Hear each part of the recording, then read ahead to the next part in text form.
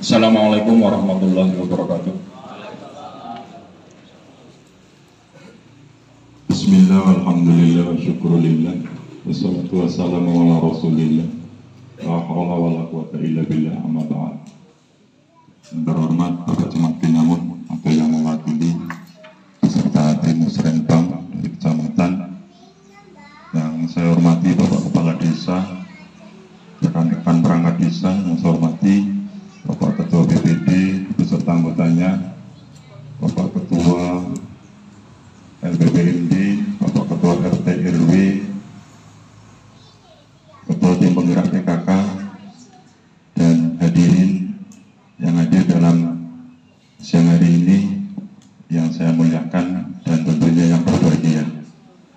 Syukur kepada Allah Subhanahu wa taala, tawasulun biqaulina alhamdulillahirabbil alamin atas kenikmatan yang telah diberikan oleh Allah berupa nikmat sehat sehingga kita bisa melaksanakan kegiatan Musrenbang Des Desa Jepara Kulon tahun 2022. Selanjutnya salawat dan salam tak lupa kita sanjungkan kepada baginda Nabi Agung Muhammad SAW, Nabi akhir zaman yang telah membawa kita dari zaman jahiliyah menuju zaman yang terang benderang. Dan mudah-mudahan kita semuanya diakui menjadi umat yang telah mendapat syafaat yaumil qiyamah. Amin Allahumma amin. Mohon izin kepada Bapak Kepala Desa, kepada Bapak Camat yang mewakili beserta tim, kami akan menyampaikan terkait dengan rencana pembangunan di tahun 2023 yang mana kita mendasari dari Peraturan Menteri Desa nomor 8 tahun 2022. Di antaranya sedikit saya gambarkan terkait dengan prioritas penggunaan dana desa, yang mana di poin pertama itu pemulihan ekonomi nasional sesuai dengan kewenangan desa. Di poin A ada pendirian ataupun pengembangan dan peningkatan kapasitas pengelolaan BUMDes. Kita sudah tahu bersama Jepara Kulon sudah mendirikan BUMDes. Kemudian untuk pengembangan usaha ekonomi produktif yang diutamakan, sekali lagi nih, yang diutamakan dikelola oleh BUMDes. Ini nanti saya sampaikan di awal karena nanti ada di bidang kepala bidang nanti kita munculkan. Kemudian yang kedua, program prioritas nasional sesuai dengan kewenangan desa. Di antaranya adalah perbaikan dan konsolidasi data SDGs. Bapak Ketua RT derek mboten nggih pendataan nggih. Derek nggih SDGs nggih. Nah, ini menjadi prioritas untuk perkembangan desa melalui data yang nanti masuk dalam indeks desa membangun. Ini menjadi prioritas yang pertama. Jadi kemarin saya disposisi kepala desa mengikuti sosialisasi Kopsubgah di antaranya ini. Kenapa dari APH atau penegak hukum itu datang ke desa? Di antaranya adalah ini, ada korelasinya terkait dengan sistem di desa.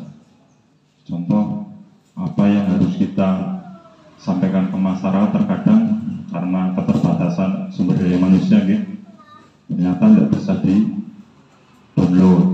Ini kan sistemnya nanti 2023 kita akan beralih ke sistem aplikasi dan itu online termasuk sistem keuangannya. Kemarin kita 2 hari beberapa KD saya mengikuti 2 kegiatan sekaligus di Purwokerto dan langsung lepas ke Cilacap. Alhamdulillah sedikit ada tambahan ilmu dan tentunya akan mudah-mudahan pelan-pelan kita terapkan di desa. Kemudian terkait dengan ketahanan pangan juga masih dalam prioritas, yaitu berupa ketahanan pangan nabati maupun hewani. Selanjutnya pencegahan stunting atau penurunan stunting itu juga masih menjadi prioritas kami.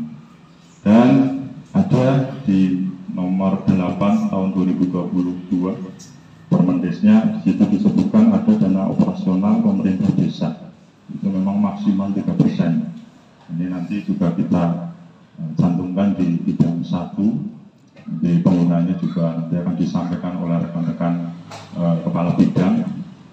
Nah, ini yang terakhir adalah BLPDD. Jadi Pak Kades sudah menyampaikan, ya secara arif, secara bijaksana kita mensikapi tentunya untuk mendukung penghapusan kemiskinan ekstrim. Sekilas itu terkait dengan prioritas pembangunan dana desa, dan nanti saya sampaikan secara terperinci melalui kepala bidang. Ada bidang 1 sampai dengan bidang 5, insya Allah sudah kami mappingkan. Sebelumnya akan kami estimasi jumlah pendapatan, dan mohon izin Pak Kades saya membuka.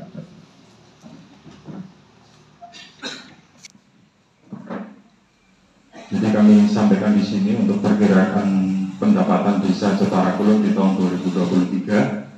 Seperti yang kita tahu, untuk retribusi pasar desa, ya, kita dalam 1 minggu ada 2 kali. Kalau di tahun 2022 estimasinya di kisaran 9 juta, coba kita naikkan menjadi 12.100.000. Ini untuk pendapatan asli desa. Kemudian sewa kios pasar ini masih tetap 13.400.000. Kemudian bagi hasil BUMDes, ini menurut saya yang tahun ini ataupun tahun sebelumnya bagi hasilnya belum maksimal. Ini saya kembangkan, ini menjadi target daripada pengurus nantinya. Ini kita estimasikan ada 12 juta dengan asumsi 1 bulan itu bisa masuk ke kas rekening desa berupa pendapatan bagi hasil BUMDes itu sebesar 12 juta. Kemudian lelang tanah kas desa estimasinya juga besar ini ya. Mudah-mudahan ini bisa terrealisasi sekitar 50 juta sekian. Kemudian tanah bengkok masih sifatnya masih ini permanen gitu, dari tahun ke tahun masih tetap. Kemudian swadaya masyarakat masih 66 juta. Kemudian bunga bank untuk kegiatan clearing dan seterusnya kita alokasikan 1 juta. Kemudian pendapatan lain berupa pendapatan dari Pertasok, yang mana kita tahu bersama imbas dari kenaikan BBM, Pertamina juga tentunya membatasi sehingga imbasnya ke pendapatan Pertasok. Kalau dulu di tahun 2022 kita asumsikan di situ setara 20 juta Pak Kades. Nah, ini karena kita melihat ternyata dari hasil rekapan Pak Bendara itu di kisaran 15 juta. Jadi nggak muluk-muluk lah, nanti takutnya kalau kita startnya masih sama, takutnya mau minus, perubahannya terlalu drastis. Itu berkaitan dengan pendapatan asli desa. Kemudian saya bacakan terkait dengan transfer. Dana desa yang berasal dari APBN Desa Cetara Kulon tahun ini 1.015.771.000. Ini mudah-mudahan tidak berubah ya. Tidak berubah menurun. Mudah-mudahan perubahannya itu menaik di tahun 2023 ya. Kemudian alokasi dana desa masih tetap untuk siltap 405.600.000. Kemudian non siltapnya sangat sedikit ya. Ini untuk menunjang operasional di pemerintah desa sebesar 23.852. Adapun bagi hasil pajak 68.728.100. Kemudian bagi hasil retribusi atau BHR 4.200.000. Kemudian banprop 36 juta atau bantuan provinsi. Adapun KPMD masih tetap 5 juta dan bantus kabupaten ini yang berasal dari APBD Kabupaten Cilacap, estimasinya ini perkiraan ini 200 juta. Nanti untuk apa? Kita lihat untuk belanjanya. Terkait dengan belanja nanti mohon kepada rekan-rekan Kaur ataupun Kasih yang membidangi nanti bisa sedikit saja menyampaikan kepada peserta musyawarah belanja apa-apa saja yang nantinya kita butuhkan di tahun 2023. Sekilas Bapak Ibu, itu yang saya sampaikan. Mudah-mudahan estimasi ini ada perubahan yang lebih baik.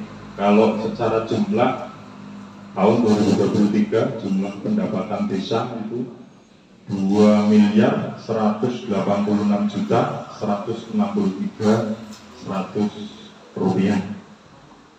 Itu tadi yang dapat saya sampaikan, termasuk dari PAD dan dana transfer.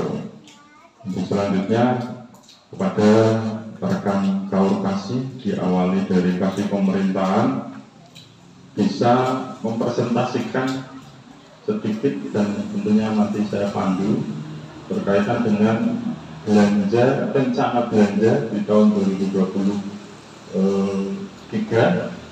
Mudah-mudahan tidak ada perubahan yang signifikan. Monggo kepada rekan kaur kasih, tentunya saya buka dari sheet pertama pada Pak Narso selaku kasih pemerintahan yang membidangi untuk sedikit menyampaikan terkait rencana kegiatan yang akan kita laksanakan di tahun 2023. Kepada Pak Narso dipersilakan.